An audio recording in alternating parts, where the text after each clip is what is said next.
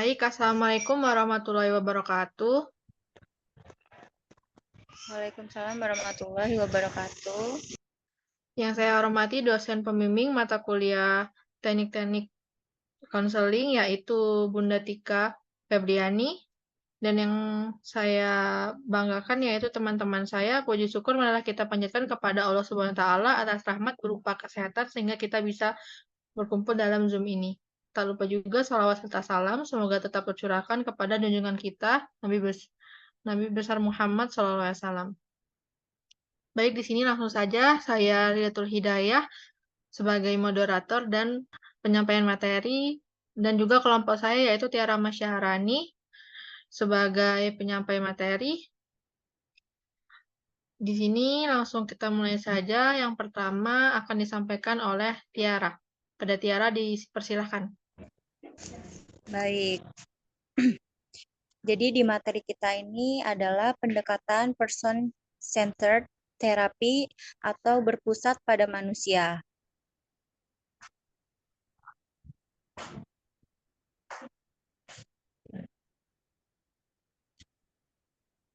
Yang pertama itu ada pandangan tentang manusia. Pandangan tentang manusia menurut Rogers adalah sebagai berikut. Manusia cenderung untuk melakukan aktualisasi diri. Hal ini dapat dipahami bahwa organisme akan mengaktualisasikan kemampuannya dan memiliki kemampuan untuk mengarahkan dirinya sendiri. Perilaku manusia pada dasarnya sesuai dengan persepsinya tentang medan fenomenal dan individu itu mereaksi medan itu sebagaimana yang dipersepsi. Oleh karena itu, persepsi individu tentang medan fenomenal bersifat subjektif. Manusia pada dasarnya bermanfaat dan berharga dan dia memiliki nilai-nilai yang dijunjung tinggi sebagai hal yang baik bagi dirinya. Secara mendasar manusia itu baik dan dapat dipercaya, konstruktif, tidak merusak dirinya. Manusia pada dasarnya aktif, bukan pasif. Setiap individu dalam dirinya terdapat motor penggerak, yaitu terbuka pada pengalaman diri, percaya pada diri sendiri.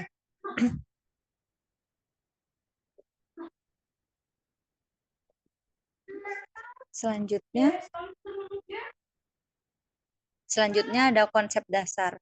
Konseling client-centered merupakan teori yang berpusat pada konseli. Konseling silent-centered menitikberatkan kesanggupan konseli dalam menentukan dan memecahkan masalah dirasa penting baginya. Konsep tentang teori kepribadian, aktualisasi diri, serta hakikat kecemasan merupakan konsep pokok yang mendasar. Konseling pendekatan client-centered diartikan sebagai penunjang pertumbuhan pribadi individu dengan jalan membantu individu untuk mengaktualkan potensi dan bergerak ke arah meningkatkan kesadaran, spontanitas, dan kepercayaan diri atau keyakinan diri. Pendekatan konseling client-centered berfokus pada kesanggupan dan tanggung jawab konseli untuk menemukan cara dalam menghadapi kenyataan dengan lebih yakin. Konseli sebagai orang yang mengenal dirinya sendiri adalah orang yang harus menemukan perilaku yang lebih cocok untuk dirinya sendiri. Setiap individu memiliki kemampuan untuk menjadi sadar atas setiap masalah dan cara mengatasinya, serta kepercayaan dan keyakinan diletakkan pada kesanggupan individu untuk mengarahkan dirinya sendiri. Dalam memecahkan masalahnya, konseli harus mampu dan aktif mencari solusi dengan diberikannya kesempatan menyelesaikan masalah sendiri tanpa tergantung pada orang lain. Sehingga dalam proses konseling nanti, konselor hanya menjadi fasilitator dengan mengarahkan konseli agar dapat mengambil keputusannya secara sendiri. Selanjutnya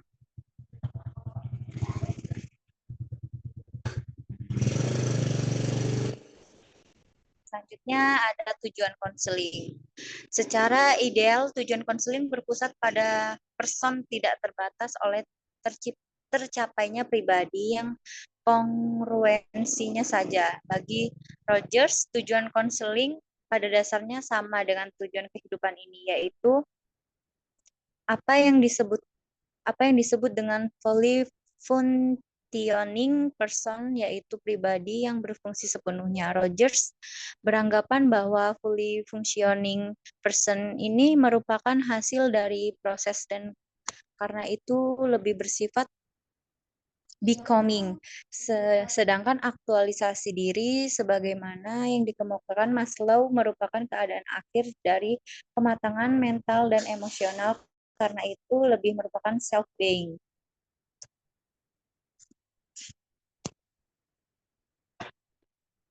Dalam buku Sukardi 2000, tujuan dasar dari konseling client-centered yaitu yang pertama ada membebaskan konseli dari konflik psikologis, yang kedua ada menumbuhkan kepercayaan diri konseli bahwasannya konseli memiliki kemampuan untuk mengambil suatu kesempatan tanpa merugikan orang lain, yang ketiga ada memberikan kesempatan yang lebih luas kepada konseli untuk belajar, percaya terhadap orang lain, menerima kisah hidup orang lain, dan terbuka, dan menerima pengalaman orang lain yang dirasa bermanfaat untuk dirinya. Yang keempat, membuat konseli sadar kalau dirinya masih tetap memiliki keunikan tersendiri di antara suatu lingkup sosial budaya yang luas. Dan yang terakhir, ada menumbuhkan rasa yakin pada konseli bahwasannya ia akan terus-menerus tumbuh dan berkembang.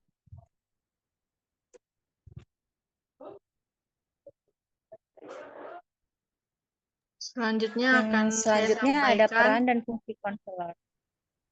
yaitu D. Peran dan fungsi konselor. Peran dan fungsi konselor antara lain terapis tidak memimpin, mengatur, atau menentukan proses perkembangan terapi. Terapi itu dilakukan oleh klien sendiri. Terapis merefleksikan perasaan-perasaan klien, sedangkan arah pembicaraan ditentukan oleh klien. Terapis menerima individu dengan sepenuhnya dalam keadaan atau kenyataan yang bagaimanapun. Terapis memberi kebebasan kepada klien untuk mengekspresikan perasaan sedalam-dalamnya dan seluas-luasnya. Sikap, peran, dan juga tugas klien. Yang D, peran dan fungsi konselor. Sekarang yang E, tahap-tahap konseling secara konkret. Tahap konseling dapat diuraikan sebagai berikut, yaitu tahap perkenalan. Pada tahap ini, pemimpin yang berpusat pribadi diharapkan dapat menghindari penggunaan praktek yang direncanakan dan teknik. Sikap kepemimpinan dan karakter individu jauh lebih penting dibandingkan teknik yang digunakan. Dalam tahap perkenalan, konselor memulai percakapan. Tahap pelaksanaan pada tahap ini, teknik-teknik atau keterampilan kunci meliputi keterampilan mendengar aktif, klarifikasi, pengenalan diri, pemberian penghargaan, dan pengertian. Anggota dituntun untuk berbicara secara terbuka tentang apapun yang mereka rasakan pada saat itu. Tahap akhirnya yaitu terminasi. Pada tahap ini pemimpin tidak lagi diperlukan apabila kelompok telah berjalan secara efektif. Maka untuk sekarang kelompok telah bergerak dan dapat menggambarkan potensi-potensi dirinya untuk digunakan dalam kelompok. Pemimpin dapat membantu anggotanya untuk menyimpulkan apa yang telah mereka dapatkan dan menerapkan hal tersebut dalam kehidupan nyata. Setelah sesi konseling kelompok diakhiri, dalam tahap akhir ini konselor mengakhiri percakapannya.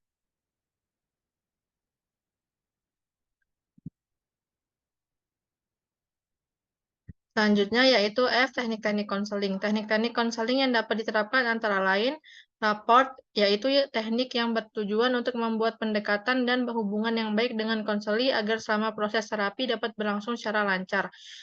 Kedua, teknik klarifikasi, yaitu suatu cara konselor untuk menyernihkan dan meminta konseli untuk menjelaskan hal-hal yang kemukakannya kepada konselor. Yang ketiga, teknik refleksi atau isi dan perasaan, yaitu usaha konselor untuk memantulkan kembali hal-hal yang telah dikemukakan konseli, yaitu isi pembicaraan dan memantulkan kembali perasaan-perasaan yang ditampakkan oleh konseli ini. Selanjutnya yang keempat, free expression, yaitu memberikan kebebasan kepada klien untuk berekspresi, terutama emosinya. Cara kerja teknik ini seperti cara kerja kataris. Yang kelima, teknik silent, yaitu kesempatan yang berharga diberikan oleh terapis kepada klien untuk mempertimbangkan dan meninjau kepada pengalaman-pengalaman dan ekspresinya yang lampau. 6. Teknik yaitu ketergantungan konseli kepada konselor. Hal ini dapat terjadi pada awal terapi, tapi bukan merupakan dasar untuk kemajuan terapi. Kemungkinan transference terjadi karena sikap konselor yang memberikan kebebasan tanpa menilai atau mengevaluasi konseli. Baik, itu tadi materi dari kelompok kami. Kesimpulannya yaitu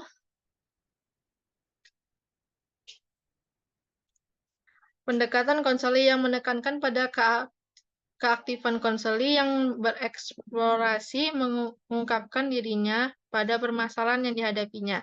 Arah bantuan konselor lebih menekankan pada pemahaman diri klien secara pribadi, khususnya kesadaran akan perasaan terbanding permasalahannya. Peran konselor pada kondisi tersebut adalah sebagai pendengar yang baik, cerminan diri bagi konseli. Pemberi kemudahan bagi konseli untuk berinisiatif karena setiap kesadaran yang muncul akan memberi perubahan dan pengembangan diri dan berlanjut untuk mengaktualisasi diri berdasarkan persepsi konseli sendiri. Pendekatan yang berpusat pada konseli ini sepenuhnya adalah hasil dari kerja keras konseli itu sendiri, dan konselor hanya membantu konseli untuk mengenali permasalahan-permasalahannya pada konseli. Konseli diharapkan dapat mengatasi permasalahan konsep dirinya dengan bantuan konselor menggunakan pendekatan Cantorot. Baik, sekian dari kelompok kami. Saya rasa cukup. Kami akhiri. Assalamualaikum warahmatullahi wabarakatuh. Waalaikumsalam warahmatullahi wabarakatuh.